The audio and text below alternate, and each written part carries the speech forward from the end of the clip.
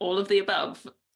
And the Mm. the beauty of nature and looking at things in a different way, because this is a funny one, but since we moved here to Wales and I've got horses, so I'm outdoors and I'm poo picking in the fields, and we have dung beetles. And from the top, a dung beetle is black and it looks a bit boring, but when it flips over, it's incredibly beautiful.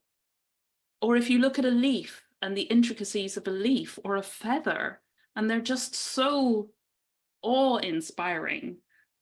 I just can get Yeah. lost in something like that, or the ocean, or a sky full of stars, all of these things.